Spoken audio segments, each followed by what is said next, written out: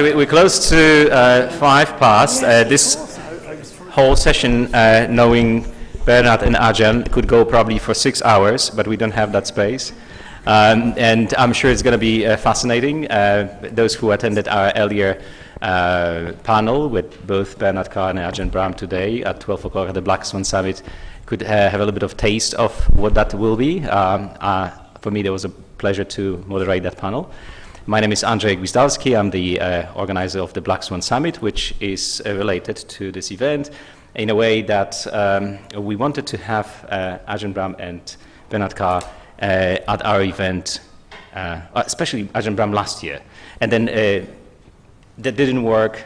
This year we tried, okay, can we have Ajahn Brahm as a guest? But I think, clever because I learned also more about the relationship between Ajahn Brahm and Bernard Carr as they were students at Cambridge. So I said, well, how about we have these beautiful minds together? And I sent the emails, hoping they probably would never reply, but they both did. And the rest is a story. We just turned an incredible machine of the logistics with the University of Western Australia, the UWA Data Institute, who helped us bring Bernard here, and the Institute of International Studies. So thank you very much for your generous help and support. This is very great appreciated because thanks to your help, we have this kind of great moments like hopefully in the next few hours. But before getting into formal things, I would like to first acknowledge the rightful owners of this land, the Nyunga people, and pay my respect to the elders, past, present, and emerging. And it's great to be here in the land of the first scientists, talking scientists who perhaps have more to do with science and spirituality than our Western science has. So it's a very particular place and space. I will probably skip any other kind of comments. I will leave the time to our speakers. We will go for the first hour with Bernard, and then there's going to be a lecture, typical lecture. And then we see a kind of a natural transition. I think that's where we are talking, showing the limits of science and reality, and transitioning something much more exciting. Not only the science is not exciting, but I think this is a compliment to you because you are one of the few incredible scientists who is open to actually and interested in those more exciting parts. So that was a compliment, or meant to be a compliment. So thank you. I leave you in the hands of two geniuses approaching reality in a complementary way, but from two different areas. So thank you very much for your time. Thank you.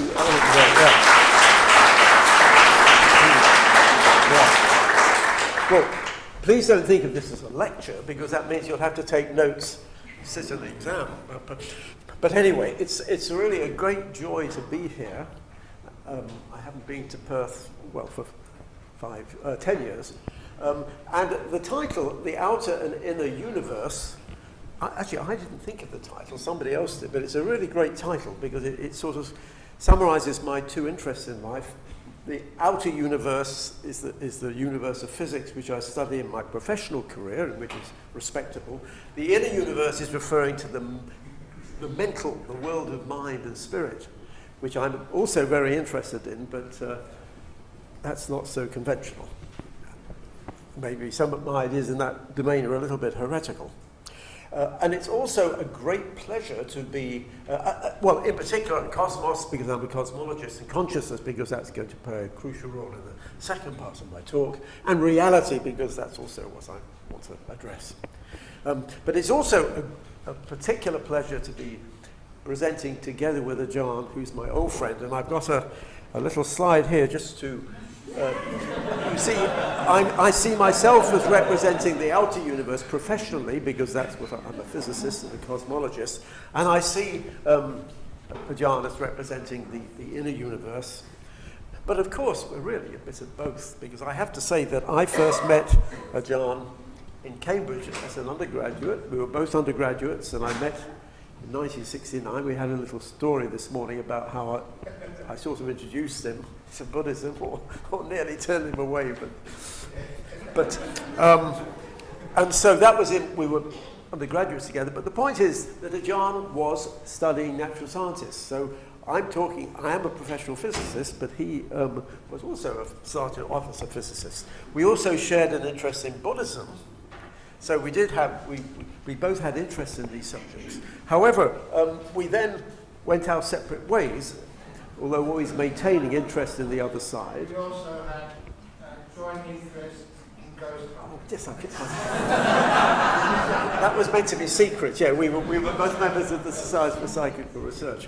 But anyway, I then decided there was no career prospects in Buddhism for me. So I became a physicist. I was lucky to do my PhD with Stephen Hawking, which got me off to a good start. Ajahn, he was a much more devout Buddhist than me, and he became, first of all, a monk in Thailand, and then eventually, of course, he moved, as you know, to Australia, and now he is the leading light in Australia with his own monastery. He studied under Ajahn Chah, who I suppose was the Stephen Hawking of Buddhism in some sense. So we went our separate ways, but we maintained our interests in the other subjects.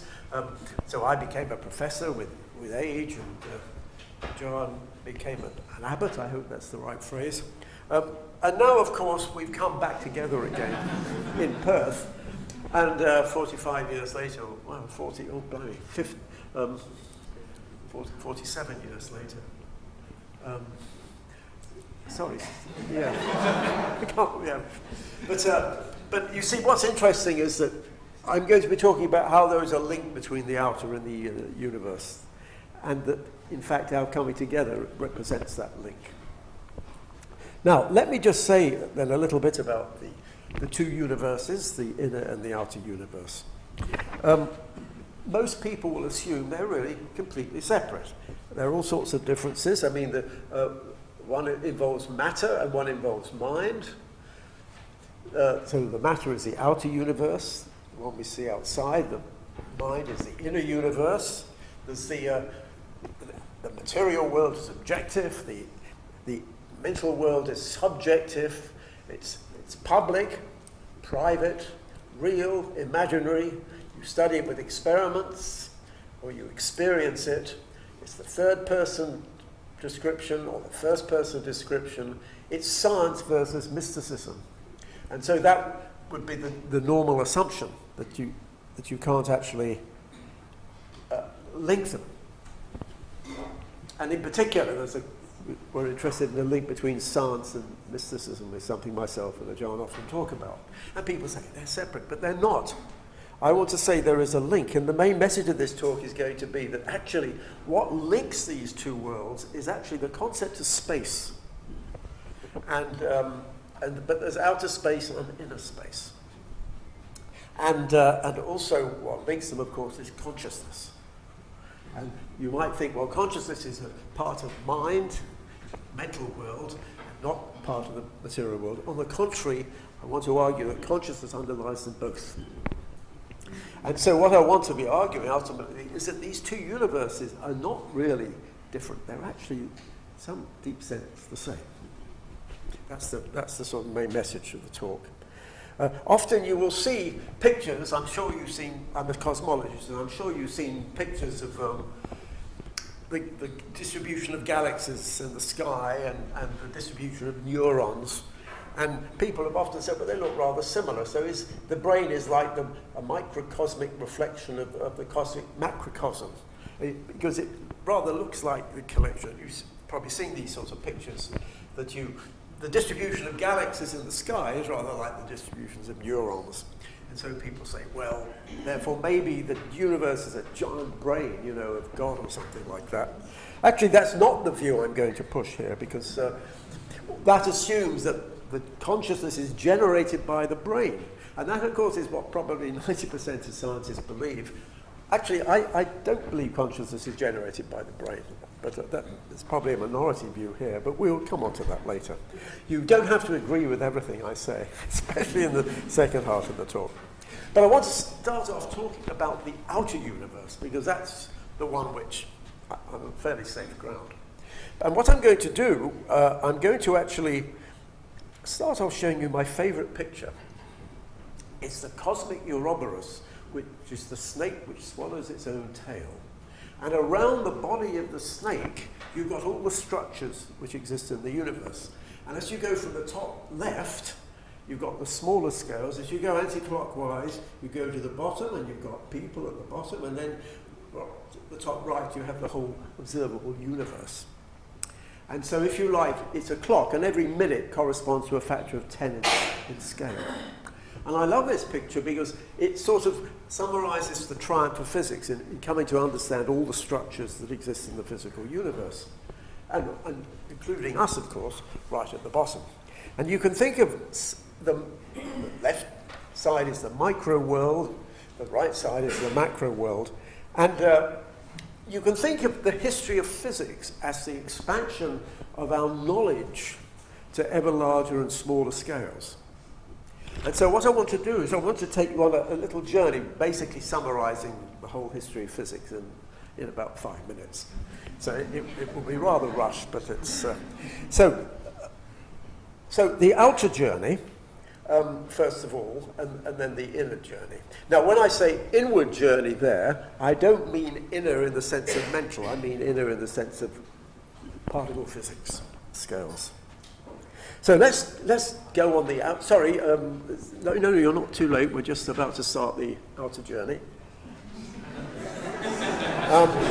So the point of the outer journey is that, of course, as time goes on, we've looked to larger and larger scales with more and more powerful telescopes.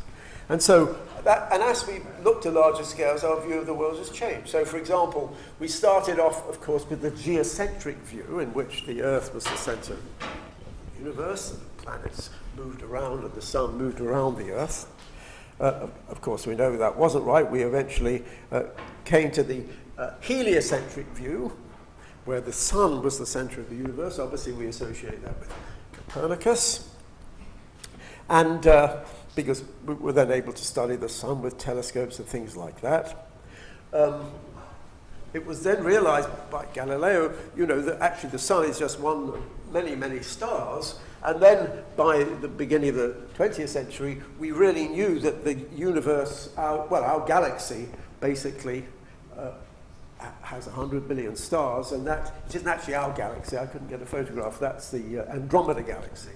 And so the view was that that was the universe. Our galaxy was the universe. We didn't know there was anything outside the galaxy. So that was the galactocentric view. But then later on, of course, just by the 1920s, we realized that actually our galaxy is just one of millions of galaxies, and we now know there's 100 billion galaxies. And we can, in some sense, always think of ourselves as being at the center of the universe, but we aren't. I mean, anywhere can be regarded as the center of the universe. And so that's the cosmocentric view. And up until about 40 years ago, 30 years ago, that was assumed that was it. That's the universe. You can only see to a certain distance. So you can't see everything, but at least that's a finite. That's the scale at the top right. But then it was realized that actually our universe itself might just be one of many universes called the multiverse. We can't see the other one, so you might say it's more philosophy, but nevertheless they're predicted by some theories. So that's the multiverse view, and each of these little bubbles is generated by processes in the early universe, and we're just part of a little bubble. So the universe has got pretty big. Now, however, this expansion of our knowledge to larger scales has not gone unchallenged. At every stage, it has been resisted. I mean, obviously, the transition from the geocentric to the heliocentric view was a big battle, as you remember, with Galileo and the Church. But I mean, even scientists. So, for example, here's a famous philosopher, Auguste Comte, French philosopher, and he said, never by any means will we be able to study the chemical compositions, he meant the stars. The field of positive philosophy lies entirely within the solar system, the study of the universe being inaccessible in any possible science. So they knew there were other stars. He wasn't denying that. He was just saying it's not science. However, just a few years later, they discovered spectroscopy, which is how you measure the spectrum of radiation and get information. So he was wrong. So the message is never underestimate the future of science. Another famous physicist is Rutherford. famous because he studied the atom and things. But he was very opposed to the idea of the universe. In other words, the idea of anything outside the galaxy. This was in 1908. And he said, don't let me hear anyone use the word universe in my department. He thought it wasn't science. However, there was a famous debate in 1921 between two astronomers. Shapley thought that everything was inside, it was actually outside. Well, he believed it was unlikely that they could be outside the galaxy. So he was on the side of Rutherford. On the other hand, Curtis, he led a group of people who thought there were some of the nebulae in the sky were outside galaxies. And they didn't know in 1921. There was a famous debate. But then in 1925, Edwin Hubble, he actually looked at the Andromeda galaxy, that's our nearest neighbor, and he could measure its distance, and he showed it conclusively that it was outside our galaxy.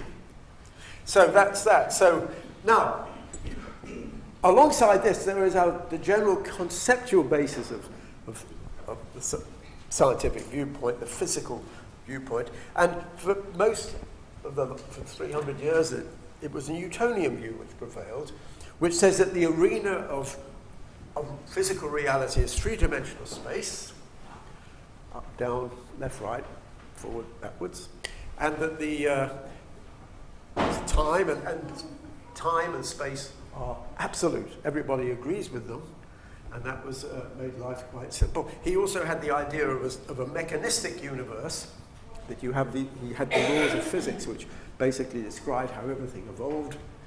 So that seemed to be quite nice. But then, of course, we came along in 1908 with Einstein, Albert Einstein. He came up with his theory of special relativity, and he realized that the arena of physical reality is four-dimensional space-time. And so the idea is that you've got a space and time axis, and people moving with different velocities, they have different space and time axes, but we have a world line. Any physical object like us has a world line, which is like a squiggly line there. So time is basically the fourth dimension. And I'm not going to go into the details of that, but you've either studied it or you haven't. But he also had the idea that gravitation was the curvature of space-time. So if you think of space-time as a sheet of paper, even though it's four-dimensional, then gravity is being curved. Now, I used to think this is rather hard, to get across to a popular audience. But I changed my mind as a result of my visit here, because I visited David Blair, and he's got this wonderful group. It's called Einstein First, which is teaching people at schools all these ideas, and by the age of 14, they know all this stuff. So I'm assuming most people here can understand this. Now, so let me just summarize then the result of the outward journey. First of all, the universe is always growing, but also the domain of science is always growing. Okay, what's regarded as respectable science. The paradigm of macrophysics, in other words, our view of reality, has changed from the three-dimensional to the four-dimensional view. But also, on the negative side, humans seem to have become increasingly insignificant in terms of scale, where microscopic, the time we exist is negligible. And so this is a nice little picture, which I quite like. Read it. If my work helps just one person feel like a tiny, insignificant speck lost in a cold, uncaring universe, then I'm doing my job. And that's my professional job. But now let's talk about the inward journey. Well, we have the idea of atoms. We've known for a long time. We knew there were atoms from the Boltzmann's explanation of statistical mechanics. It was good evidence for atoms. But then, of course, we then realized with Rutherford's model what the atom is. The atom is mainly empty space, electrons in orbit around the nucleons in the middle. And then later on, we got to understand what the nuclei were, because the nuclei, it turned out, are made of quarks. And so we then get this image here. I won't go into the details of all this, but there are various types of quarks. And then you had the standard model of particle physics, which really prevailed from about the 1970s. They're all the particles which exist. There's the Higgs boson. You might remember the Higgs boson. It was discovered about 20 years ago, sometimes called the God particle. But that model isn't the final theory. The final theory, well, it might involve something called supersymmetry, though we don't know for sure. And then at the final level of all, when we get to big enough energies, we have what's called M theory. And I'll say a little bit more about that later. But basically, M theory is it's very exotic, it involves extra dimensions and things like that. But that's supposed to be the final theory of physics. There at the top left. But now, this picture also has not gone unopposed. For example, we've talked about the atomic picture, okay? But a lot of eminent people didn't like that. Ernst Mach, for example, he said, atoms and molecules from their very nature can never be made objects of sensuous contemplation. Okay, do you remember exactly the equivalent to the Leconte's remark on the outer world? On the other hand, it was finally proved, actually, by Einstein, who plays a key role in so many areas of physics. He studied Brownian motion, which was actually the first real direct experimental evidence for atoms. And of course, superstring theory itself has come into a lot of criticism on the grounds that it can't yet be tested experimentally. We have the Large Hadron Collider at CERN, but it can't get up to the energies required. So a lot of people say it's not physics, okay? It's mathematics, or even worse, philosophy. You know? And so, and these are two books which are written about that. Now, then, of course, conceptually, of course, just as we had Newton and Einstein's theory in the macro domain, in the micro domain, we've had quantum theory. And we heard a bit about that in the Black Swan meeting this morning, but quantum theory changes everything, because quantum theory says that you don't have particles, you have a lot of everything is smeared out, so you have a wave function. And then as a result of wave functions, you have what's called the two-slit experiment, where particles go through two slits at the same time and produce an interference pattern. I can't go into the details of this because there isn't time. There's the famous Schrödinger cat, you remember, where the cat is alive and dead at the same. The idea, you toss a coin and it's a superposition of heads and tails until you look. And that sounds a bit absurd, but this was the Schrödinger cat is alive and dead at the same time. I won't, one could tell a long story about that, but I won't. And then you've got the idea of entanglement. Entanglement says that objects can be linked even though they're far apart, and even though it seems to go against relativity theory. So this quantum theory, born almost, well, about 100 years ago, we know it's correct. It plays anyone attending the Black Swan meeting will realize what a fundamental role it is playing in technology now. However, not everybody was happy. Einstein himself said, if quantum mechanics is correct, it signifies the end of physics as a science. Now, Einstein was actually one of the founders. He got his Nobel Prize for the photoelectric effect. But he never liked it. He thought there had to be an underlying reality. But of course, Einstein did turn out to be wrong in that regard. Now, I thought I'd say a little bit about the forces of nature. Again, this is all part of this historical tour. There are various forces in nature.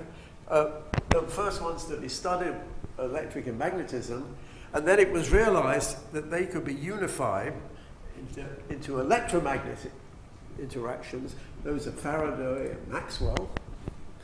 There's the weak force, which is involved in radioactive decay.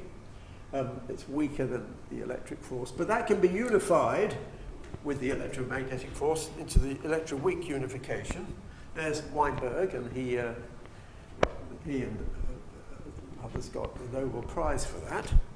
There's the strong force as well. Well, the strong force, and that's been experimentally verified. Now, the strong force ought to be unified, which is very strong, much stronger than the weak force, is thought to be unified with the electroweak force in grand unification.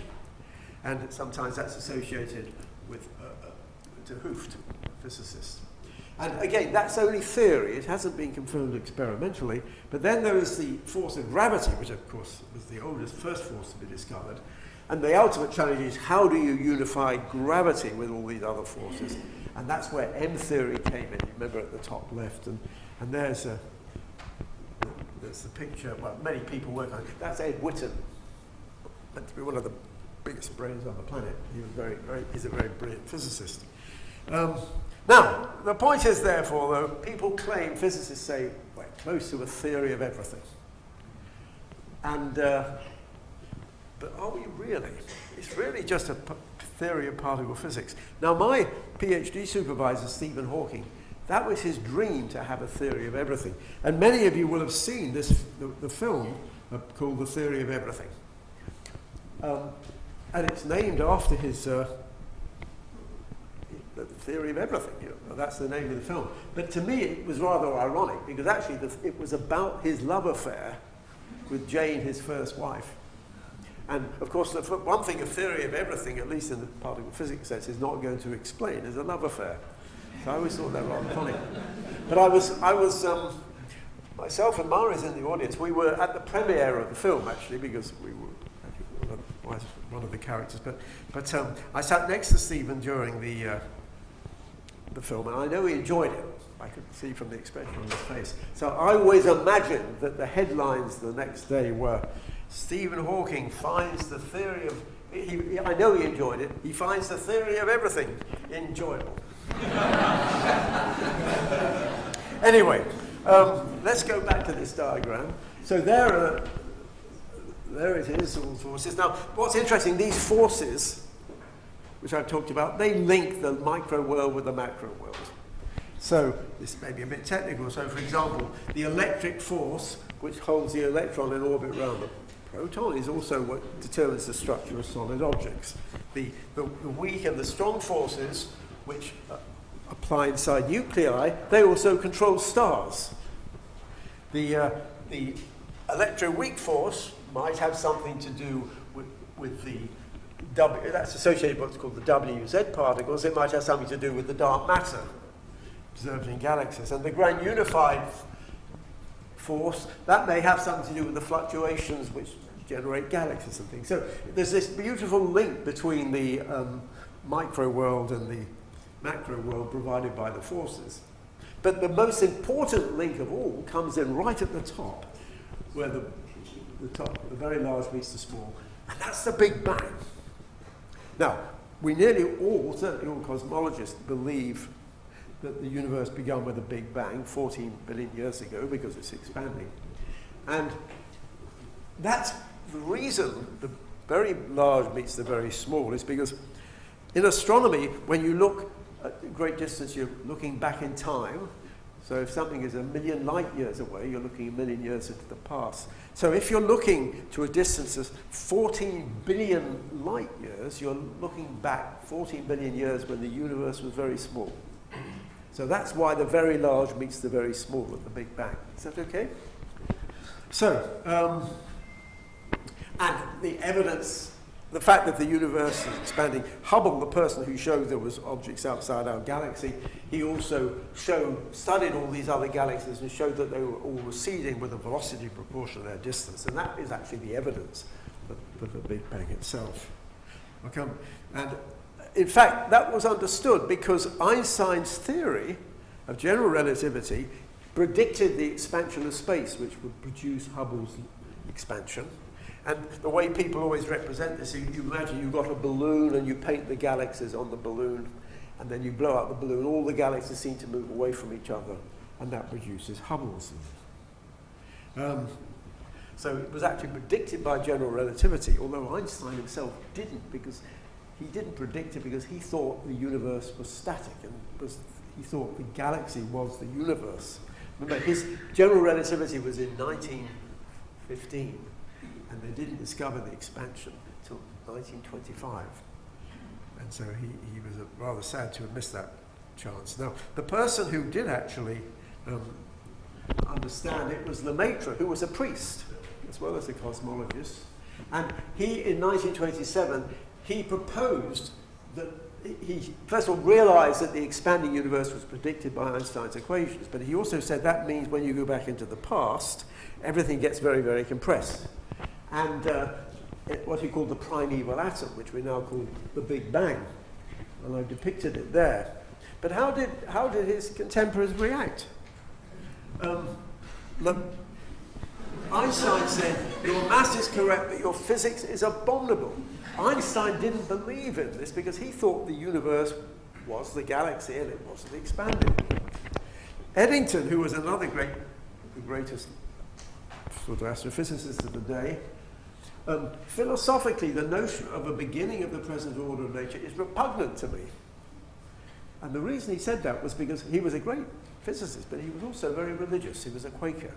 And he realized that if there was a Big Bang, that was somehow going to bring the question of God and physics together, and he didn't like that. But of course, they were wrong. So the point you get from these slides is people are often wrong, and even the greatest minds are nearly always wrong in the end.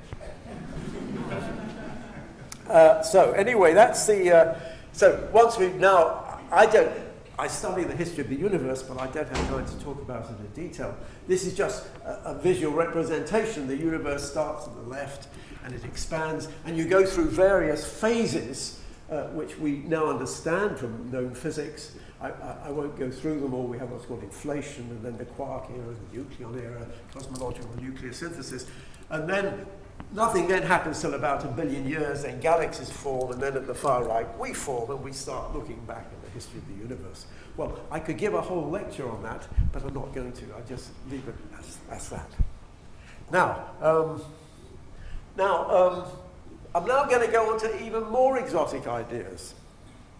Because so far everything is pretty secure. But in physics you've got the idea of higher dimensions. This is a bit hard to visualize, but I hope it'll be clear. First of all, Einstein had given a geometrical interpretation of gravity, okay, Kerr space. And Kaluza and Klein, two people, they said, well, if there's a fifth dimension, that can explain electromagnetism as well. So you have a combined description of gravity and electromagnetism. But the only thing is, the extra dimension has to be wrapped up very, very small, so you don't see it. So it's rather like a fireman's hose, where the length of the wire, the length of the hose is 3 dimensions. I've compressed 3 dimensions into one. And the cross-section is this compact extra dimension. So from a distance, you don't see it. We don't see the extra dimension because it's much smaller than the wavelength of light, for example. But it is there, and that beautifully explains it. Now, people forgot about that for a while, but then in the 1980s, superstring theory came along and said, well, actually, by then there were more forces. We can explain everything if we've got 6 compactified dimensions. Okay, so that's 10 dimensions in total. 3 space, 1 time, and 6 compactified dimensions. But then there were actually quite a number of superstring theories, and then in 1995, it was realized by Ed Witten that you could put all these together in M theory, and in M theory there's 11 dimensions. Okay, you get an extra dimension. So I know it's a bit mind-boggling and it's a bit hard to envisage, but this is it's coming out of the heads of respectable physicists. And so there is a little picture representing as you go from 4 dimensions to 5 dimensions to 10 to 11. So here's the little summary then. So physics is giving you a sequence of paradigms with increasing dimensionality. It's also increasing remoteness from common sense, okay? Because, we don't see these dimensions. You just might think it's just being invented out of thin air. But the fact is, we go from Newton to Einstein, Kaluza, Klein, superstring, and M theory. And, but you see, that's the price you pay for the unification. You've got this beautiful unified theory, but the price you pay is that it's almost incomprehensible. But there's one particular theory which I really like, which I'm going to come on to later in the second part, which says that one of these extra dimensions, we're going to extend it. Instead of wrapping up, we say it's extended. And then what you have is, you have the idea that you've got this 5-dimensional bulk, as it's called, and that our physical world is a 4-dimensional slice. It's called a brane, but a B-R-A-N-E. not one of the ones in your head. And so that's, again, that's one particular version. And actually, in what's called brain cosmology, this brain moves through the fifth dimension. And I'd like you to try and remember that picture if you can. It's going to come in later when I get into the second part of the talk.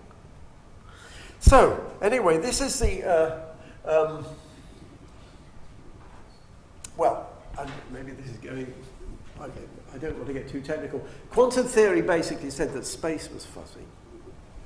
Relativity says that time is fuzzy. I haven't talked about that, but time flows at different rates in gravitational fields. Quantum gravity, which tries to marry them together, that says that actually both space and time are fuzzy. There's no space and time below the Planck scale. Space and time themselves are emergent. And here's some clever mathematicians who says, here's Karni Ahmed says, the very notion of a space-time is not a fundamental one. Space-time is doomed. There is no such thing as space-time fundamentally in the actual underlying description of the laws of physics. Here's a similar statement by Nathan Seeberg. I'm almost certain that space and time are illusions. These are primitive notions that will be replaced by something more sophisticated.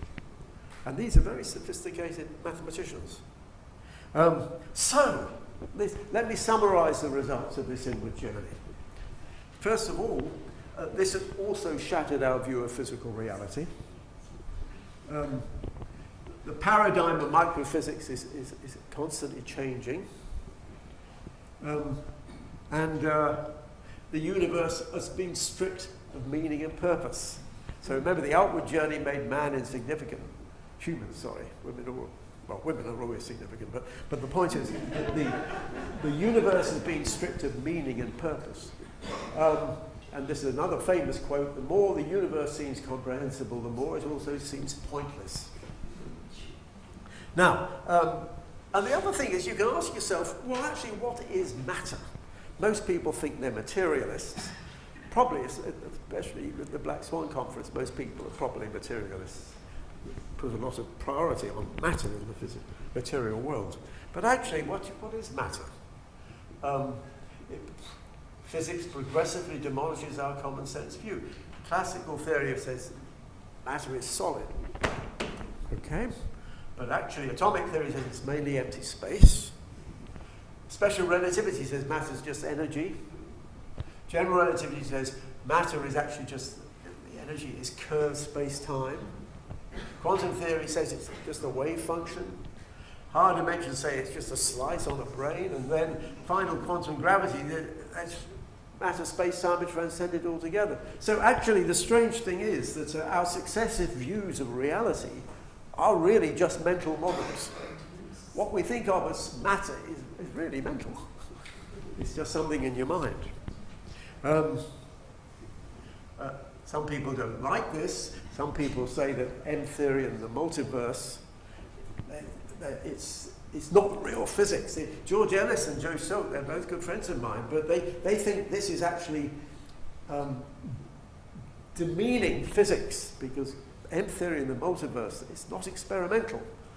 I actually disagree, but I've been trying to get across the idea that progress of physics constantly has to battle against this opposition. Is that? Oh, I hope that's not. That might be George Ellis. I hope he's not listening yet.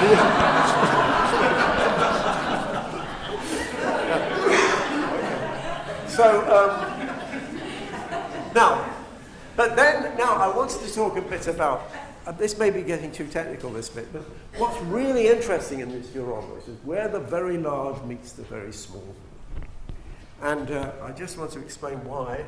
First of all, the Big Bang, black holes, Hawking radiation, and gravity waves.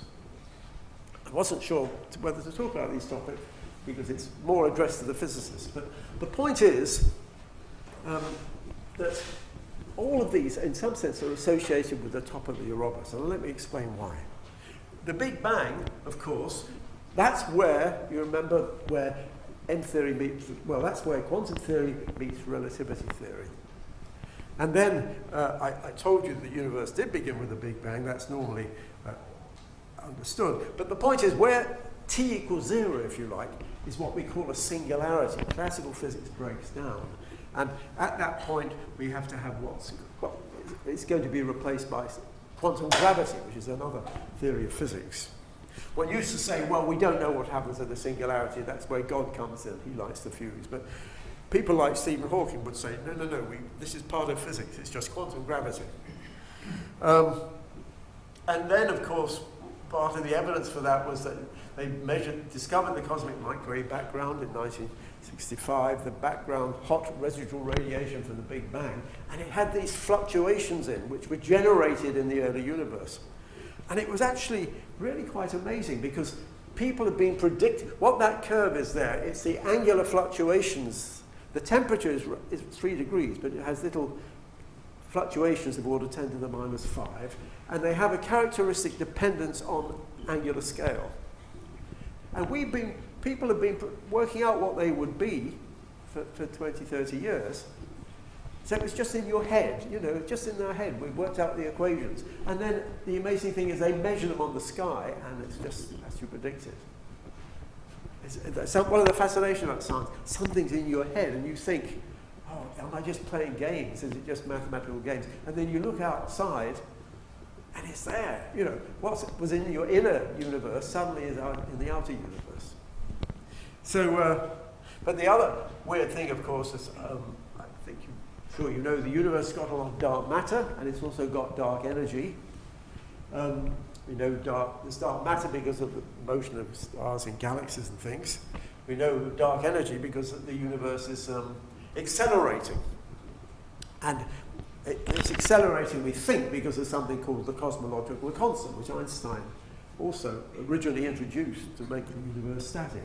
But roughly speaking, it's roughly 5% of the universe is ordinary matter, roughly 26% is dark matter, and roughly 69% is the dark energy.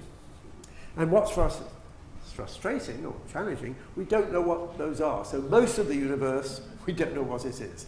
The material which we're made of is actually only just a small fraction of ordinary matter. Now, I wanted to say a little bit about black holes because that's what I work on. Black holes are predicted by Einstein's theory.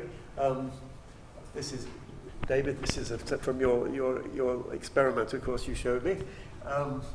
And maybe this is too technical, but the point is if you take a mass m and you compress it to a scale, which is called the Schwarzschild radius, it becomes a black hole in the sense that light cannot escape. And for people who work in relativity, like David's 14-year-olds, they will understand that this is a space-time diagram representing a black hole, but you don't need to get into that in too much details. But I mean, the point is, Einstein himself didn't believe in black holes, even though his theory predicted them. And now we do believe them, they do exist. There are even wormholes, which means you might even be able to go back in time and things like that. But the point that I wanted to make is that these things really do exist. We now have overwhelming evidence for black holes which result from stellar evolution. This is Cygnus X1. You can't see a black hole, but it's in orbit around a star, and you can see what's called the accretion disk and the radiation. Then, of course, in 2015, they detected LIGO, of which this group here played an important role, detected two black holes merging, so that was direct evidence for black holes, and indeed the gravitational waves that they emitted, and those three people there got the Nobel Prize for that. There's also overwhelming evidence for supermassive black holes. They're in the mass range, say, 1 million to 1 billion solar masses, and then we know they exist in the centers of galaxies. So, for example, our own galaxy has got a 4 billion solar mass black hole in the middle, and the people for that discovered that, got a Nobel Prize. M87 is a giant elliptical galaxy further away. That's got a 1 billion solar mass black hole. Quasars, which are very energetic phenomena, they have roughly 100 million solar mass black holes. And the biggest black hole yet discovered is called TAN 618, is 20 billion solar masses. So these black holes are everywhere, and they're huge. So Now, I'm interested in something else. I don't know if I can talk about this, but I'm interested in something which are called primordial black holes, which form in the early universe. And I did my PhD with Stephen Hawking on this. This is an equation, I'm sorry, but there's the Schwarzschild radius I put up. So you can see that you have to get an object of mass m inside a black hole, it's got to reach a very high density rho, which goes like m to the minus 2. Don't think that's too difficult. And so the smaller it is, the bigger the density required. But when you go into the early universe, the density goes up arbitrarily high. The density goes like t to the minus 2. The t is the time since the Big Bang. I hope this isn't getting too technical. This is the most technical slide, actually. I'm sorry. But anyway, you can see, therefore, that in principle, a black hole can form at a time t with a characteristic mass. And it can go anywhere from 10 to the minus 5 grams, if it forms at the earliest time, or if it forms at 10 seconds, it can be 1 million solar masses. So primordial black holes can have a huge mass range. But do they exist? I did my PhD on this subject with Stephen. Oh, sorry, we just got onto black holes. And this paper, that's a picture. I was at Caltech with Stephen, and that was 1975. So this was our first paper on black holes, and we still don't know they exist. I mean, and so I've been working on them really for something like 50 years. If they don't exist, I've wasted 50 years. If they do exist, I guess I've done something interesting. But this is the thing about physics. You often don't know. You have to wait a long time to know whether you're right or wrong. It's actually my most cited paper. So my career has been downhill from the start. But what was really interesting was that in the same year, 75 actually, or 74, Stephen discovered that these little black holes, they have quantum effects. Black holes were thought to be black, they don't emit anything. But he realized that actually the small black holes, which can only form in the universe, they emit radiation. This is called Hawking radiation. And that was one of the most important discoveries in physics of the second half of the 20th century, I would say. And the reason it was so important was because basically that's the temperature. So you can see it's 1 over the mass. So for the sun, it's tiny. That's the solar mass sign, at 10 millionth of a degree. But a smaller object can be important. And why this result was so beautiful was because it reconciled quantum mechanics, general relativity, and thermodynamics. And it's such a beautiful result that even though it's still not been experimentally confirmed, most people accept it. It has to be true. John Wheeler, who was the person who coined the term black hole, he said to me, even talking about this was like rolling candy on the tongue. It's such a beautiful result. Now I have to say, this is a bit egocentric, I hope, but this is my... Stephen gave his first talk on the subject at Caltech, and Feynman was there, and Feynman was my hero and Stephen's hero, great physicist. But Stephen gave his first talk on the subject, and I was standing at the front helping him show the slides. And afterwards someone said, oh, you know, Feynman was drawing your picture. And so I said, oh, wow. So I rung up his secretary and said, look, can I have, he was drawing my picture on the back of the envelope. And he said, oh no, he's thrown it away in the dustbin. And I said, well, could you go and get it out of the dustbin? And she did. And so I still have this picture on the, and it actually, I got it framed at home. And it's, so I'm in the middle. I had a beard in those days, and this Feynman, his equations from the talk, he's got some Feynman diagrams. So at least I've always loved that. It's a bit egocentric because it's near the middle. Now the other thing I should say is that I'm trying to talk around to show how physics isn't just a matter of learning things. I wrote a paper with Giddings in 2009 about black holes in higher dimensions. It came out in Scientific American. And you'll see, I was saying this was the consequences of higher dimensional black holes, but actually it's a consequence of the higher dimensional black hole article because this was translated into Japanese. Okay. Now, my wife Mari is in the audience. She's looking embarrassed now. But when I had to get permission from her father to marry, I showed her this article which was in Japanese. So Mari's father was very impressed that I could write in Japanese. So even if primordial black holes and higher dimensions don't exist, they certainly also now the question is though, could black holes be the dark matter? I like to think they could be.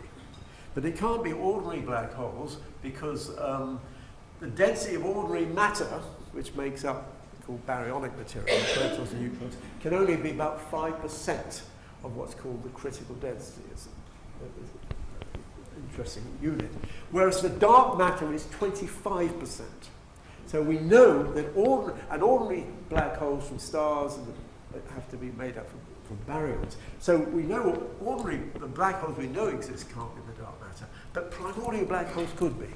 So people like me have always been hoping that maybe primordial black holes do explain the dark matter. Now, of course, it needs to be non-baryonic because of what's called the Big Bang nucleosynthesis.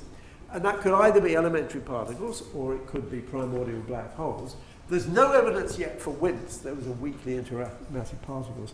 There could be axions making up the dark matter. And I know there's a group here under Michael Tomar who are working on that very hard. I don't know if Michael's in the audience or not. Oh, Michael, right. Oh, good luck. I hope so. But I hope even more, though, that the dark matter is primordial black holes. But nobody knows. I mean, it may be both. I mean, it's going to be important studying these things anyway. And so, and this is just how I imagine the history of the universe. If there are primordial black holes making up the dark matter, they have all sorts of interesting effects. But anyway, I don't want to go on about that anymore.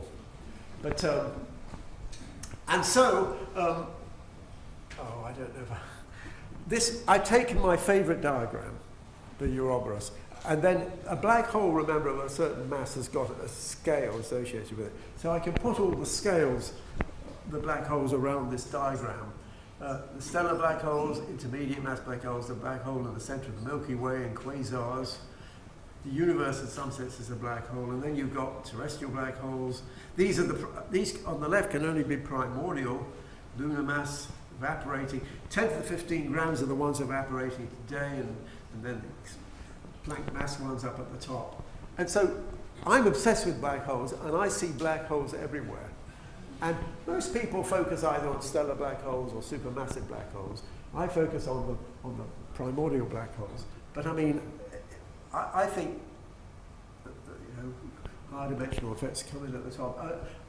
I see them everywhere, and so the question is, this is that Ouroboros, the little white areas are the black holes we know exist, stellar black holes, supermassive black holes. The point is that are there any primordial black holes? That's it, orange. I take the view nature would be cruel not to populate the whole of the Ouroboros. But they may not be there. They may not exist, in which case I wasted 50 years, but no. However, we'll see. Now, I have to say something about gravitational waves. Gravitational waves were predicted in 1916 by Einstein. That's the original paper. And actually, Einstein didn't believe in them for various technical reasons. But nevertheless, Joe Weber in 1969 claimed to detect them. He had a bar, and he thought he detected them. And in fact, there were other people looking with bars soon found that they couldn't be. It wasn't real. We still don't know why he got the result, but no one really believes that anymore. But he did start the field. But then the important thing, of course, was that they then got these much more sensitive LIGO project got a much more sensitive laser interferometers, and as you all know, I'm sure, in 2015, that did detect gravitational waves from two merging black holes. That was part of the evidence I gave for black holes, but it's the evidence for gravitational waves. And so these black holes are quite large, they're roughly 230 solar mass black holes, and that was such an exciting development. And there are the three people who got the Nobel Prize in 2017. But I have to say, of course, that this group has played a crucial role in that under David Blair et al. And the OSGRAV UWA node. And this is a picture of the group here now. So I was so delighted to meet David yesterday because we hadn't met each other for 20 years or something like that. So now they've got more or less, well, several hundred black hole events now, I think. And this is the sensitivity. You're measuring a change in distance, okay, generated by these gravitational waves, and that h is the dimensionless amplitude. And this is why, you know, I was saying how this is linking the very large with the very small. Anyone working in the subject knows this, but the point is, it's such a tiny perturbation, something like 10 to the minus 22 or something like that. So if you take the distance to the nearest star, something like 10 light years, it corresponds to changing that distance by, I think it's a tenth of a width of a human hair or something like that. It's incredible. Okay, that's the effect you're measuring, but you're actually measuring astrophysically large-scale events, these giant black holes emerging. So that's that. So, well, I've actually given, so let's go now, oh dear.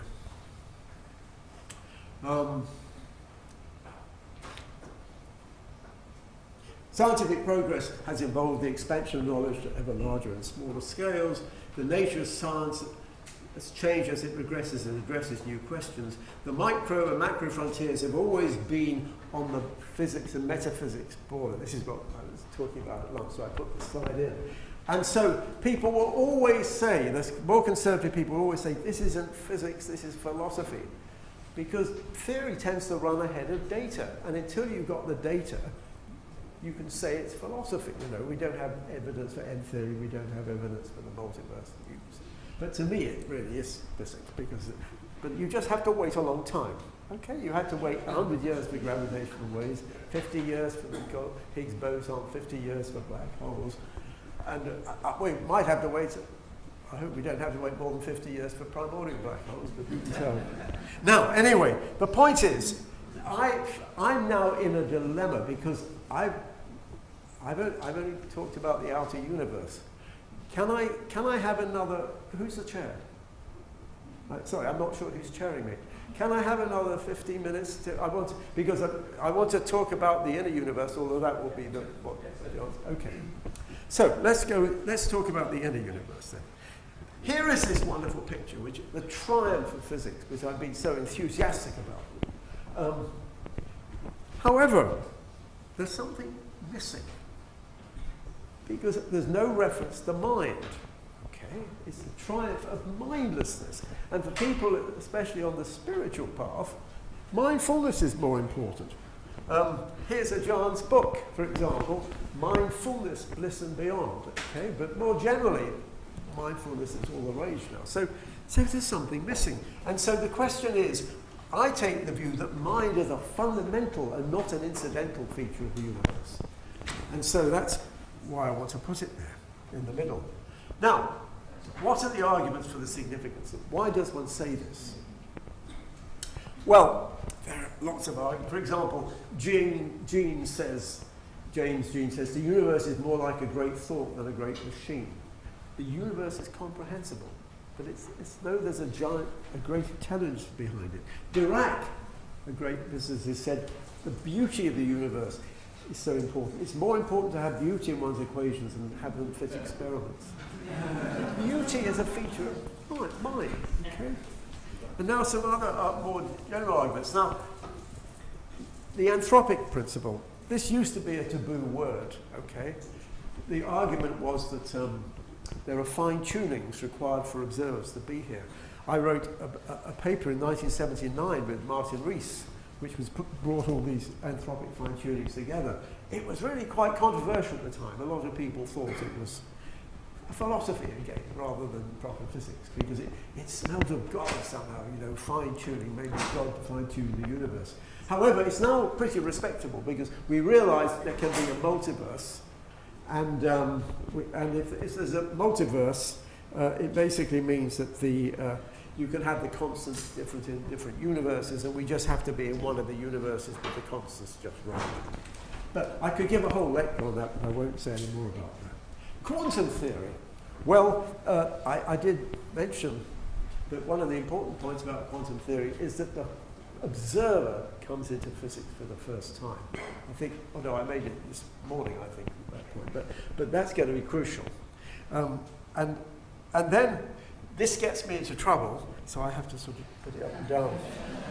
I'm interested in psychical research. Ajahn let out the secret that we were both members of the Society for Psychical Research, ghost hunting and things like that. I'm actually interested in these phenomena, parapsychology, ESP and clairvoyance, precognition, things like that. Most of my physics colleagues are skeptical, okay, but I can't help it. I'm interested in the subject. And but what it says, if it's true, it means that consciousness can directly interact with the physical world. If I am able to focus my mind and by sheer concentration make this bottle levitate, I won't do it now, there's not time. But the point is, my consciousness is interacting with the physical world. Okay? And so I want a complete physical description, I have to extend physics. The other thing is to do with time, because although time plays a crucial role in physics, what we don't understand is it's linked to passage of time, our experience of time, which is so crucial for consciousness. I might have something to say about that, I don't know. So, now, I'll say a little bit more about these topics. Quantum theory, first of all, some people think that quantum theory, that consciousness is what collapses the wave function. And so this is rather a nice picture, which has the universe started with a Big Bang, and then we evolve, look back at the Big Bang, and it sort of brings the universe into existence. Not everybody believes that consciousness collapses the wave function, but some people do. A lot of you will have heard of the work of David Bohm, who thinks there's an implicate order which underlies the explicit order of the world. And this is, I like this image, it's got the hand which is painting itself, which is a feature of quantum theory. A lot of you will know Roger Penrose and Stuart Hameroff. They have what's called the orchestrated objective reductionism, which says that actually it's quantum effects in microtubules in the brain generate consciousness. Okay? That's the opposite to saying consciousness actually collapses the wave function. This is saying quantum effects generate consciousness, and it's the other side of the coin. And then there's links to information theory and things like that. But why is it linked between this? Okay, again, I'll show this very fast. Oh dear, the people just coming in will get the wrong impression. Never mind.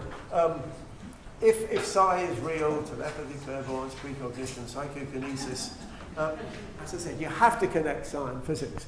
Now, it's true, there's opposition both from physicists who don't believe in the phenomena and from parapsychologists who don't want to link it to physics. But never, I can't help that.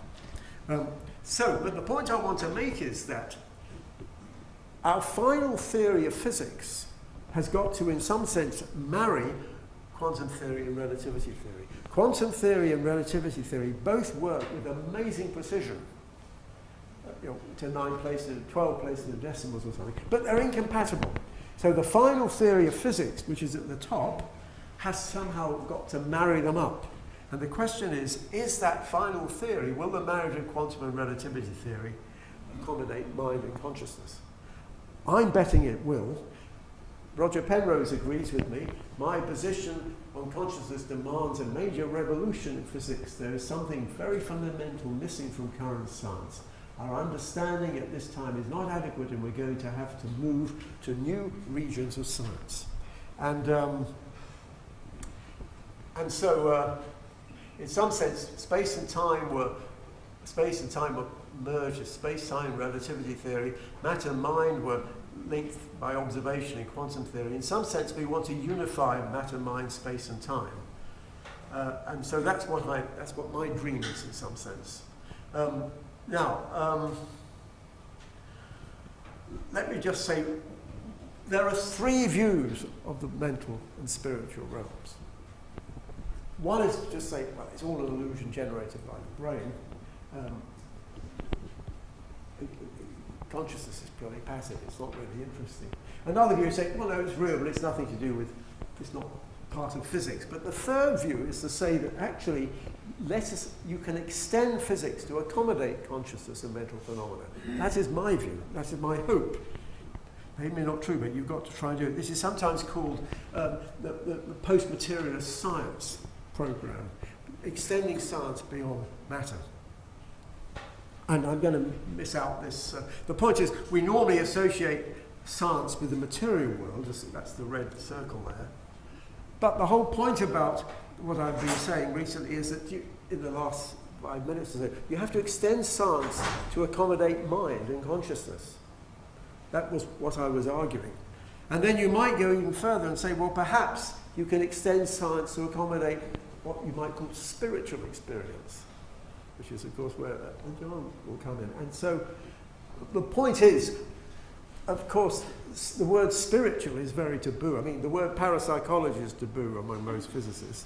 The word spiritual, I'm afraid, is also taboo, and God is taboo. I mean, there are lots of taboo words, but if you wait long enough, they tend to become more acceptable. So that's what really interests me. And the point is that it's consciousness which underlies all of these things. Now, I'm going to miss out the next set of slides because I want to just... the question is consciousness fundamental? I'm going to miss out these quotes because it's... Charles, I propose that conscious experience be considered a fundamental feature irreducible to anything more basic. Is consciousness relevant to physics?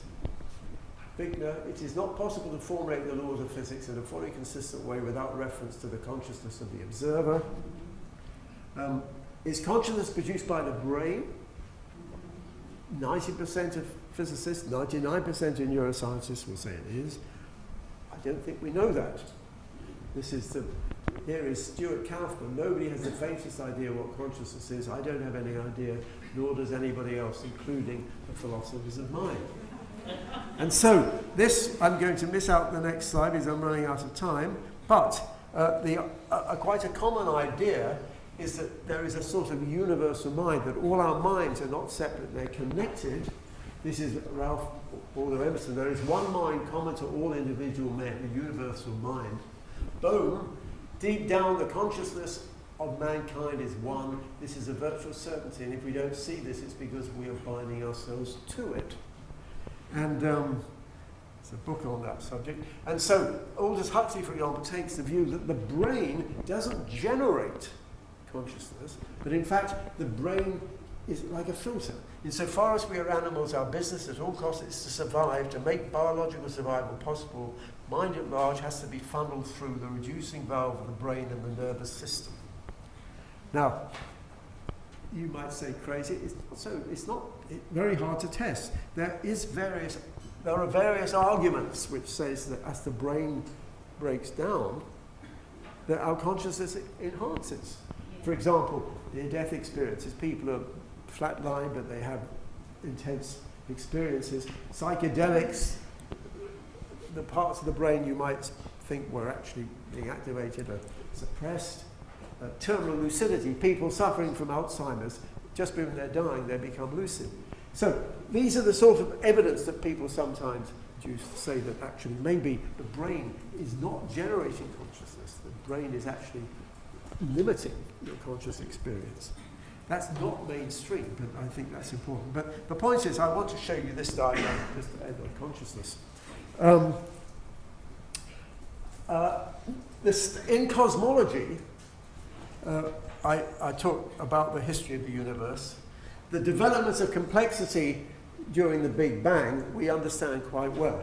We understand how as time goes on, you get more complex structures, so you produce quarks, and then nucleons, and then atoms, in a few minutes. And then eventually when you produce stars and galaxies, you get biomolecules, cells, organisms, and you might think of brains and consciousness as just the culmination of this complexity. That's the standard view in which the brain produces the consciousness. However, there's another view in which you say that consciousness with a big C is underlying everything. And then in that case, consciousness with a big C is being filtered through the brain to produce consciousness with a little c. So again, this is the sort of view which underlies really my approach. And I don't know how Ajahn is going to react to this. I'm really looking forward to it.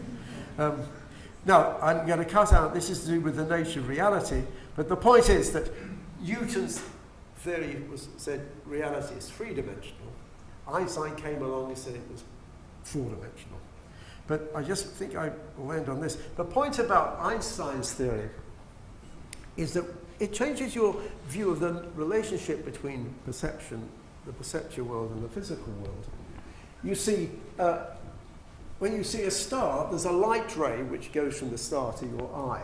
And so your phenomenal space is all generated by this nexus of space-time signals which go from the outside world, space-time, to your brain. And so that's what this figure here represents. And even all the things that go on inside your head, all the neuronal influences, they're also part of this nexus. And that's the four-dimensional view of perception. Now you see that the standard view, which is based on Newtonian theory, three-dimensional, says that basically there's the outside world and there is the what's going on in your brain.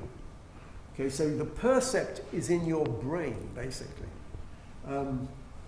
I apologise that what's in that person's brain is. However, from a four-dimensional perspective, it's actually, I would say, Einstein's theory tells us that actually perception is actually, it's the phenomenal space, is the part of space-time connected to the brain by this causal signaling network, including the neuronal processes, okay?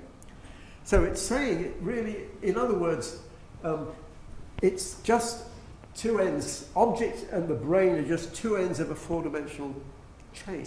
Okay, the star and the brain. They're just, perception's a four-dimensional process. And once you've said that, you can say that actually your phenomenal space is, in some sense, outside space. You can begin to see now how the inner and the outer universe are coming together.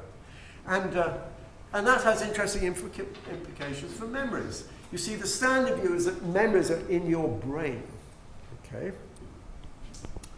But if the objects aren't in your brain, but they're just the end of a four-dimensional chain, how can the memory be in your brain? And the point is that with this view, if you remember something, some event in space-time, that's, in some sense, simply means you're, in some sense, re-experiencing the past. So that's saying memory is a tag, not a trace.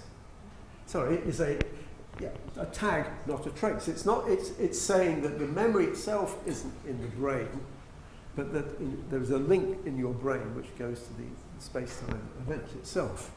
And again, that's not the conventional view of neuroscientists. But I think it's still fair to say is we don't really understand how the brain can have all these memories. So I don't think this view is excluded, but it's a consequence of this previous argument, that memory is in some sense a re-experiencing of the past. Now, that's fine, and I've got one,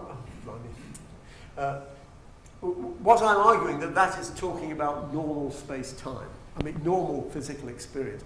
What about all those other experiences, which aren't experiences of the physical world? Well, this is a picture of Descartes. The argument is that also you need a space-time to include your other experiences, your dreams, your out-of-body experiences, your near-death experiences, your mystical experiences. They also all require some form of space. Now, I'm going to cut out this part of the talk. I'm going through this very quickly. Oh, this was a quote about dreams. Price talked about dream space. We inhabit two worlds simultaneously, the world of common experience governed by physical laws and another space quite as real which obeys other laws. Continuous dream life goes on throughout our waking hours and occasionally we catch a glimpse of it. So he's saying dream is in a space, and that's the key point. Dreams are in a space. I have lucid dreams and I sometimes can't tell if I'm awake or not. I hope I'm awake now. C.D. Broad, the famous Trinity philosopher, he merged dream space with phenomenal space into single spaces of more than 3 dimensions. And so what I really want to do is, there are all sorts of other mental experiences which you may not believe in, but they all require a space. I'm going to go through that very quickly. And so what I'm saying is, I'm saying that you're really essentially saying that our minds aren't separate, they're part of this universal mind, which is a sort of higher dimensional reality. And just as one was saying that the three-dimensional picture is reconciling our different views of the universe, the physical universal, a four-dimensional view, what is one really is saying now is that, in some sense, this is a bit technical, but one is saying is that mental experiences can be accommodated in a higher dimensional reality structure, reconciling our different experiences of the world. It has a hierarchical structure, incorporates physical space as well as non-physical parts are accessed only by mind. So if you may remember the figure on the right was the picture I showed earlier on to describe the physical world. And this is saying, well, since we know there are these higher dimensions, why not say you've got this higher dimensional reality of which the mental world is a part? And so I want to end up just showing this diagram. You remember I showed the picture of the brain and the bulk. If it's true that we are a slice of a higher dimensional space, what is in the rest of the space? Well, the only thing I'm aware of is my mental and spiritual experiences. So it seems to be fairly logical to say that maybe this higher dimensional space is what's required, is the arena for mind and spirit. Now, I have to say, this is my view. It is not the view of most physicists. If there are any M theorists here, they're probably turning in their grave. Well, if they're dead. I mean, so, because this is not the mainstream view, and they're trying to make people realize that this is proper physics and not just philosophy. This is not going to please them at all. However, that is my approach. And so that is just to say, that is how I think you can merge the outer universe, which I spent a whole hour on, and the inner universe, which I've spent 20 minutes on. I must apologize that I've gone on for far too long. Anyway, thank you. Thank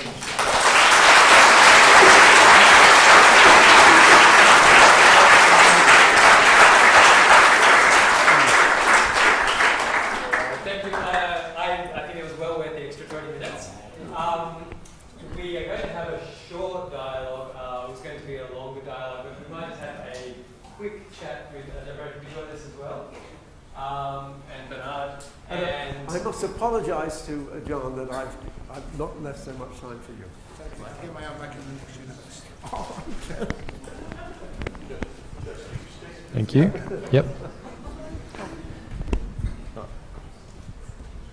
So thank you. That was a very interesting, mind-boggling talk. My name's Phil Pickering. I'm a philosopher of physics and in particularly interested in consciousness as well here at UWA. So this was a great pleasure to hear that talk. Thank you.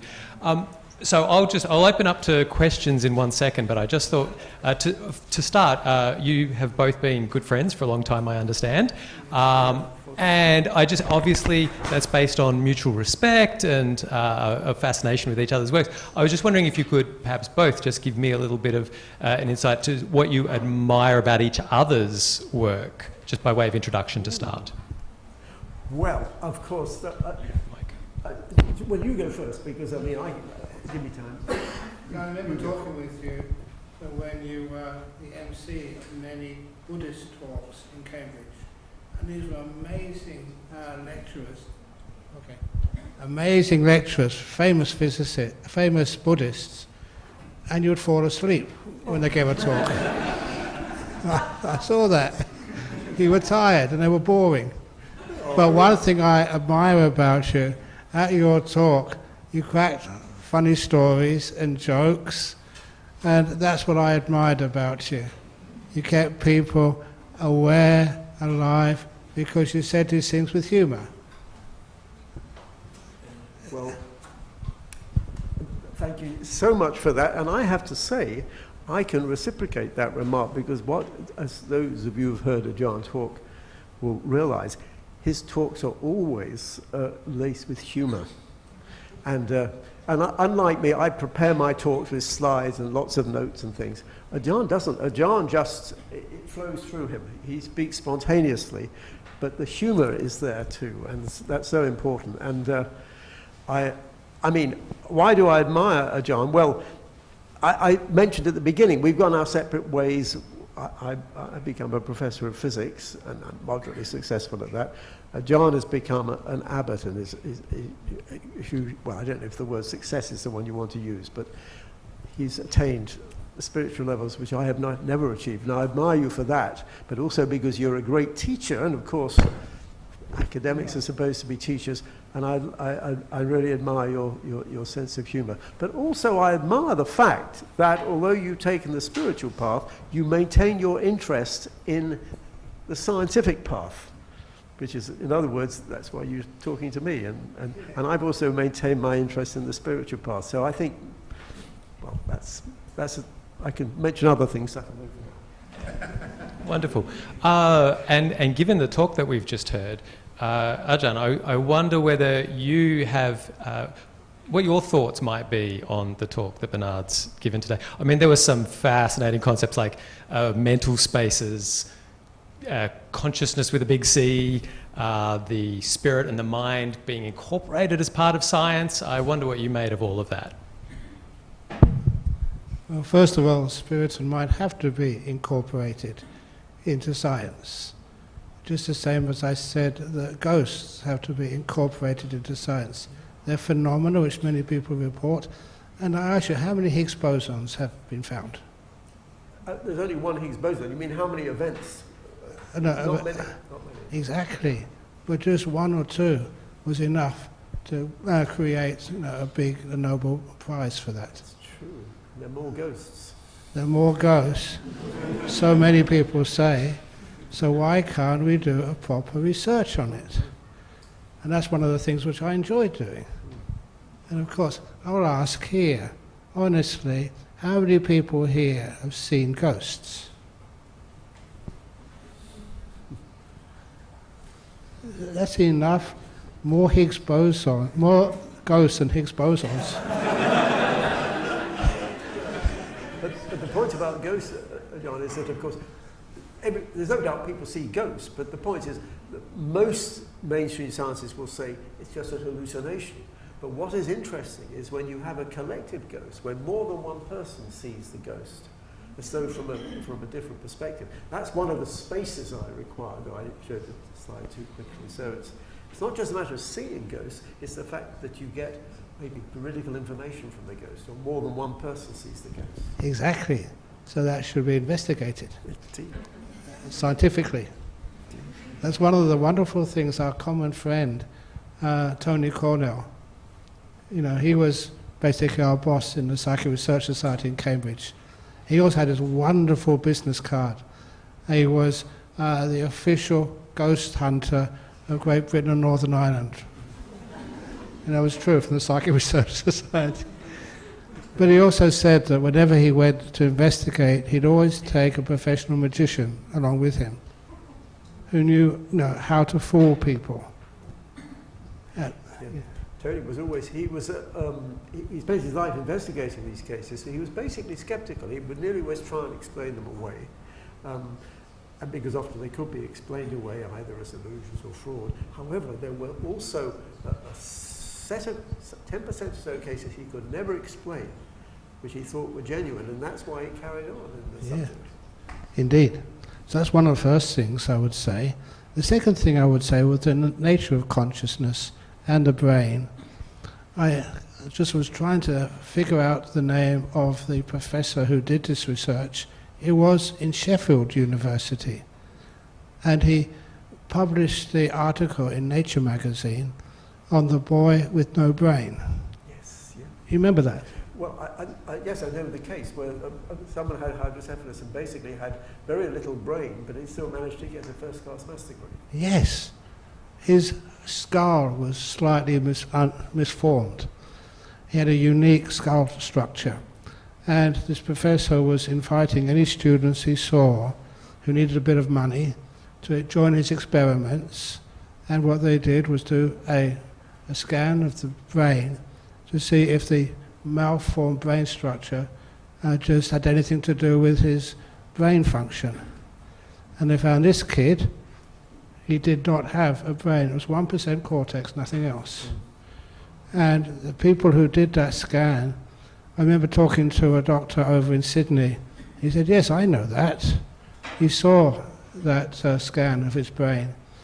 It was done twice, just to make sure nothing wrong with the machine. It was real, it was true, but he said it was put as an anomaly because it was too hard to explain. There was a boy with real consciousness. He had a girlfriend, honours degree of maths, and he was actually doing his PhD, and he had no brain. I mean, there was a little brain, but there was... and it reminds me of a... That's all you need for a first-class degree in maths.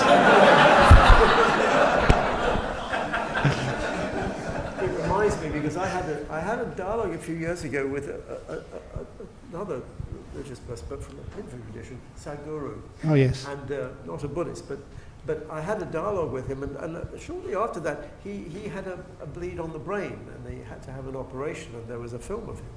And in the hospital bed, and he had his head in bandages, and he was being interviewed. And he said, yes, he said, they drilled into my head, and there was nothing there. So it's the same, of course he was joking, I mean, like Ajahn, he has a good sense of humour, but Yeah. the concept, the assumption that the brain generates consciousness is the mainstream is the mainstream view, but actually it is not easy to demonstrate. Neuroscience demonstrates that there are correlations between what goes on in your brain and your experiences. It doesn't show that the consciousness itself is generated by the brain.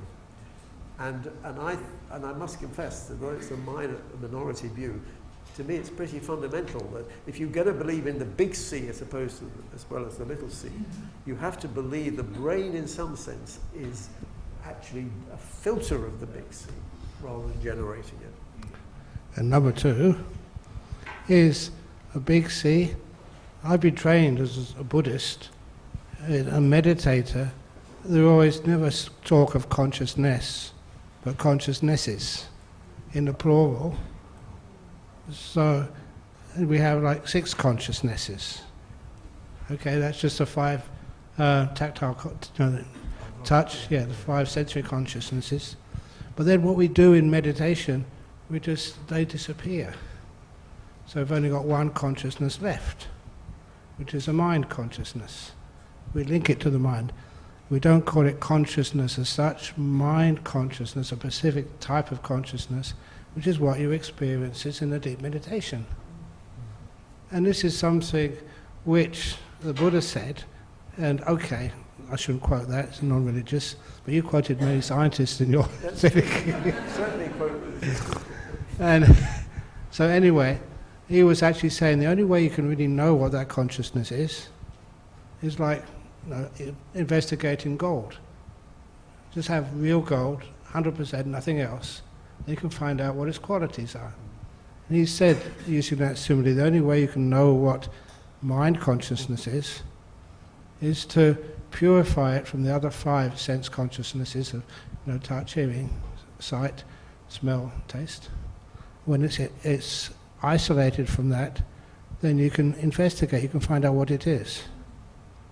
And so to know what mind consciousness is, that's what we learn in meditation. This is personal.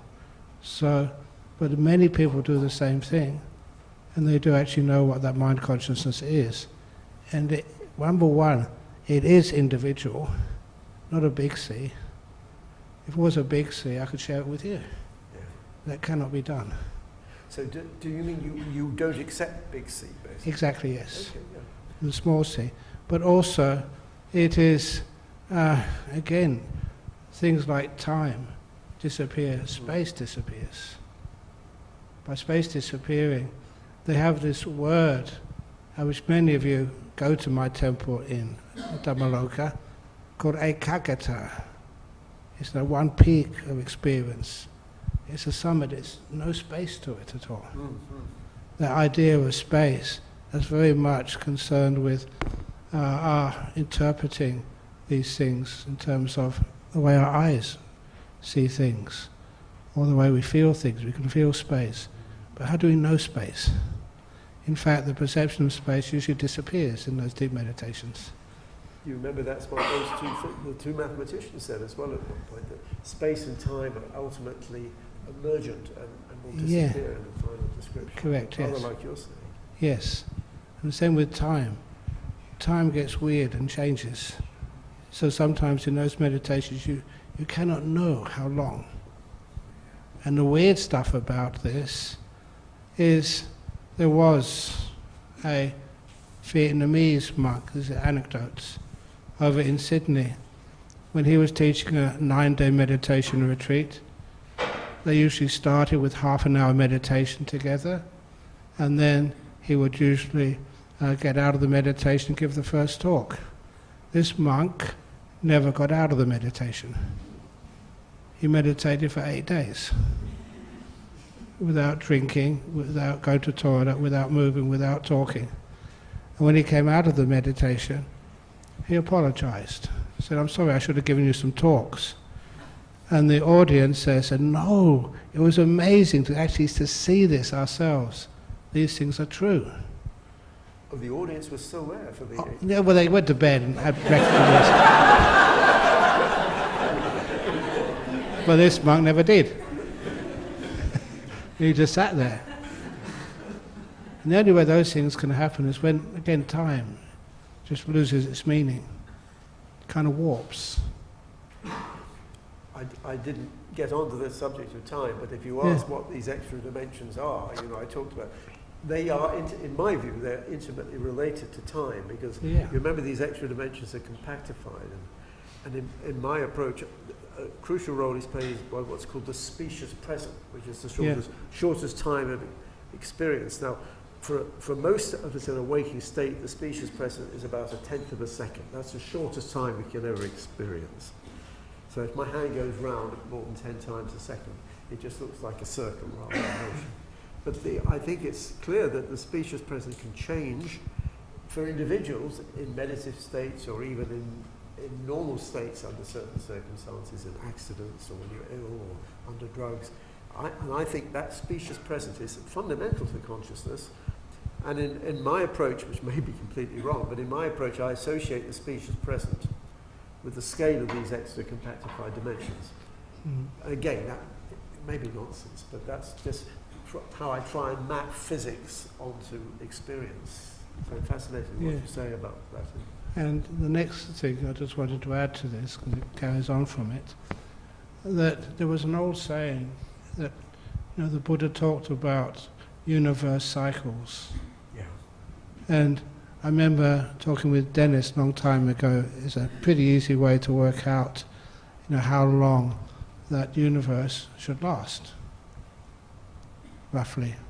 And it's compatible with astrophysics. But more than that, what happens when the universe stops? The end of the universe. We collapse. Yeah, a collapse, or just filters out, a big whimper, or the collapse. Then where do we all go when there's no universe? And that's where the Buddha says, and if you experience any of these states, this is actually pretty accurate. You can go into these deep states of meditation, all of us. That was a weird part of it, all of us, no matter what you're up to. Though we can go into these deep states of meditation where you have no perception of space or time, but you're still conscious. Conscious of different forms of bliss. That's why I called that book Mindfulness, Bliss and Beyond.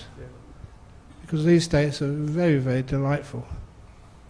So what happens is that, the people, the end of the universe, you go into these deep states of bliss, and you get reborn in the next universe. Does the universe get reborn? Yes, it has to.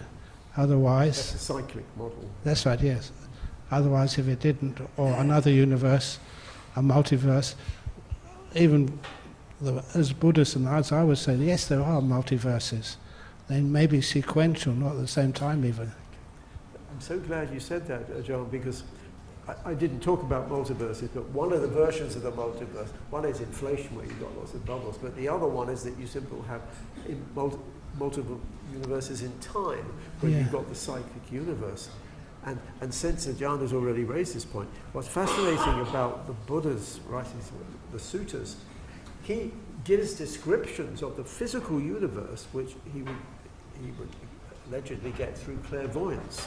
And he would get information about the structure of the universe and the history of the universe.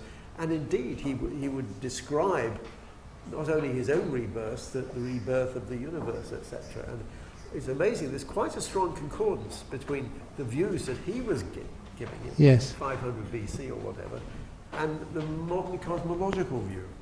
But I don't think my cosmological colleagues would be happy about that, because the idea that you can get information about the Hubble constant by sitting under a tree and meditating rather than by spending billions of dollars on a space telescope, that doesn't go down well, but still, it's interesting. If there is this link between inner space and outer space, why shouldn't someone sufficiently advanced get information about the outer universe? Because ultimately the outer universe is just part of what we're calling the inner universe is, if you like, this high-dimensional universe. So in some sense, what we're calling the outer universe is actually part of the inner universe. Okay. Well,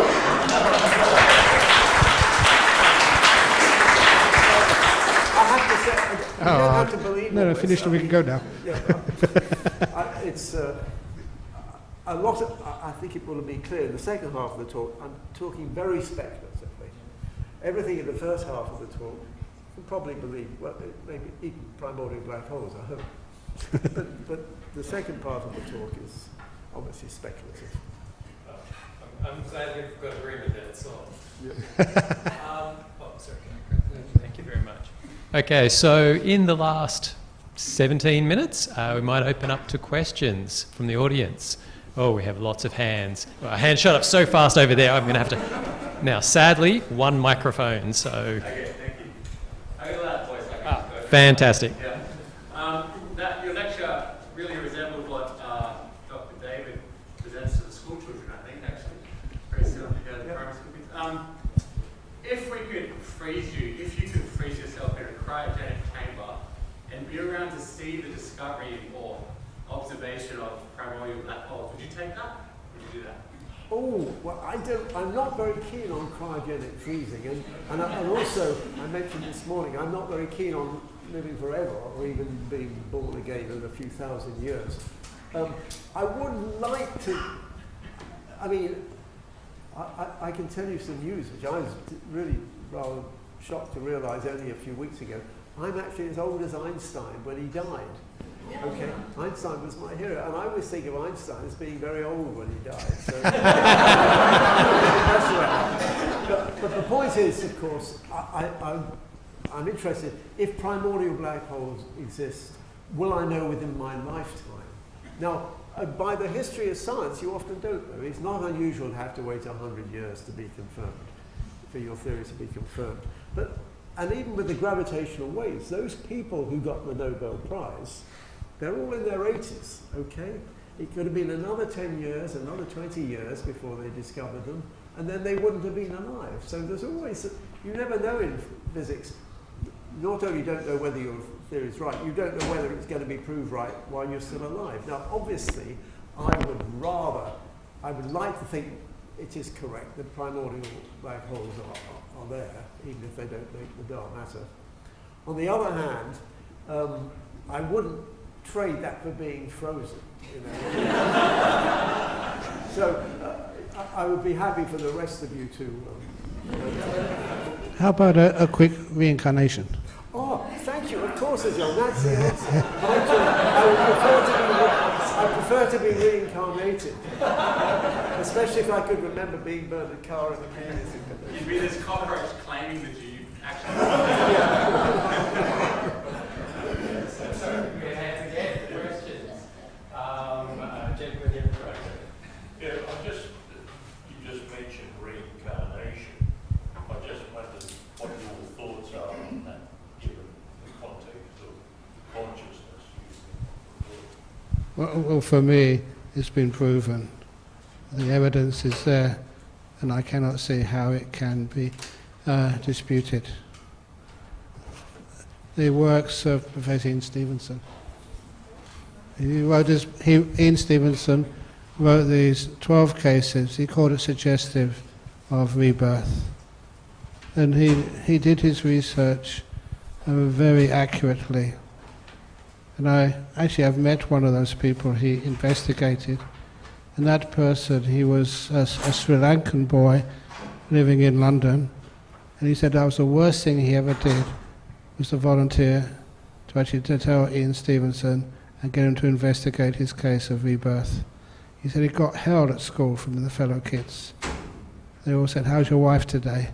He was only 6 or 7 years of age. And it was obvious to me that he was actually real. And the evidence is quite compelling. So, I mean, those things should be investigated again. And he was a social scientist. He was a professor. I forget what area did he have his PhD? Psychology, yes.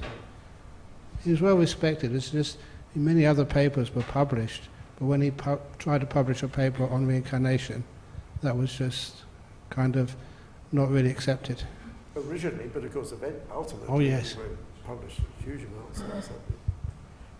What was really fascinating, Ajahn, in his studies was some of the work he did later, which was studying birth defects. Oh yes. In people who died, because most of the children who remember previous lives had violent deaths. That seems to be part of it.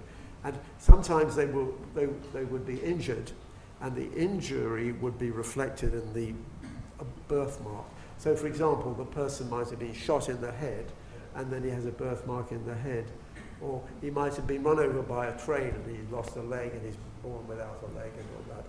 And Ian Stevenson would compare the autopsy reports with the actual photograph of the person, showing there these correlations. So that's part of the evidence. So it's not mainly based on memories, but also it's like physical, biological type links. There's also, I love telling about the case here in Perth.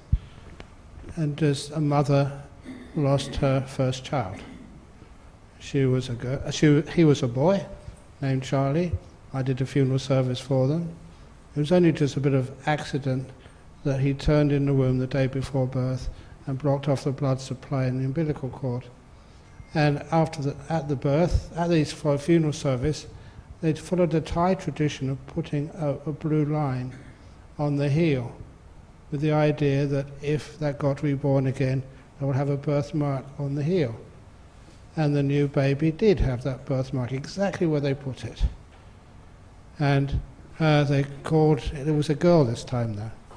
And I told them, don't be worried that before it was a boy, now it's a girl. Because like a case like that is like getting bumped off a plane because it's overbooked. If you get bumped off a plane at the airport, you always get an upgrade.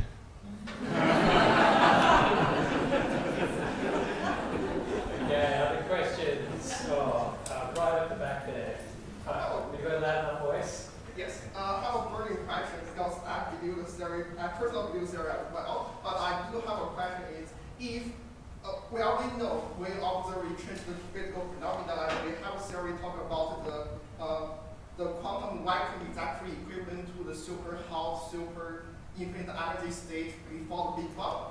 So if consciousness can alter the physical world, what if the Big Bang is actually caused by the first consciousness which observed the quantum vacuum that caused it collapse and give birth to the universe, and when the universe has more particles, and we don't actually have a real definition about what the consciousness is, so interaction between particles could be also a type of consciousness, because if you interact with them, you cannot observe.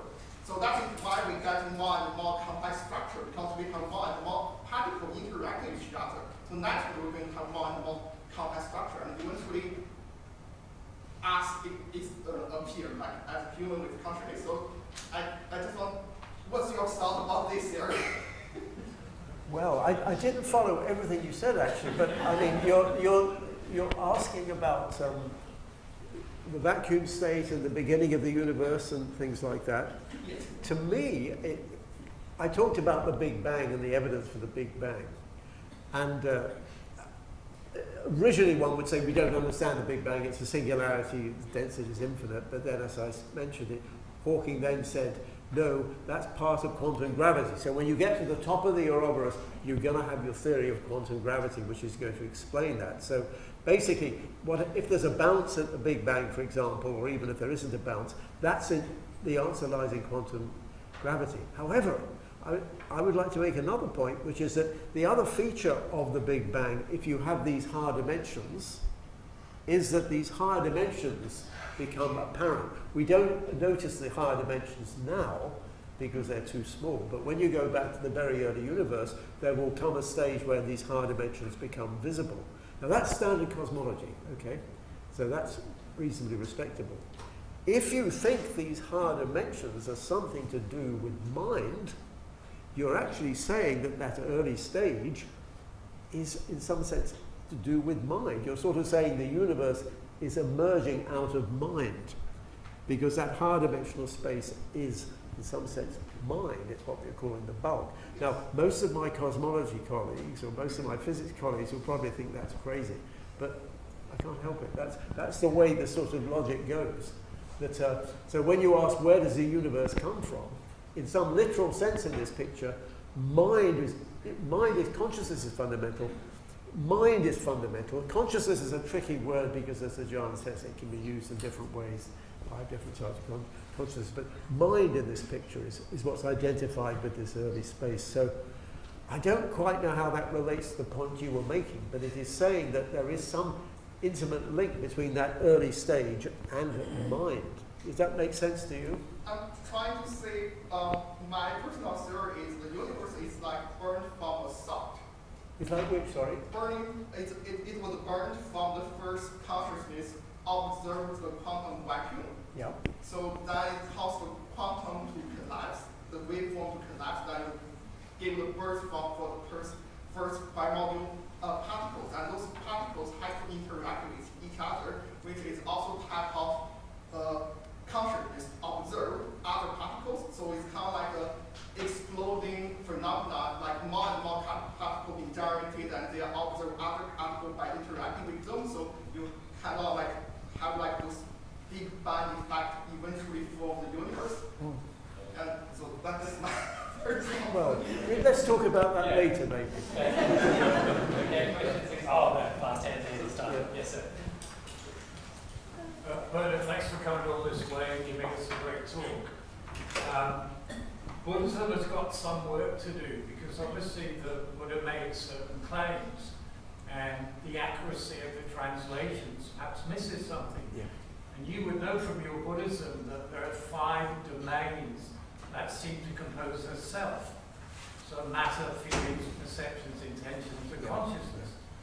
But the Buddha declares that they're all not self, i.e. pointing out the fact that the experience itself is not yours. So what would you say Buddhism needs to study or speak on? Does it suffer from superposition and entanglement on consciousness? And we haven't been able to articulate for people to understand what we mean by consciousness.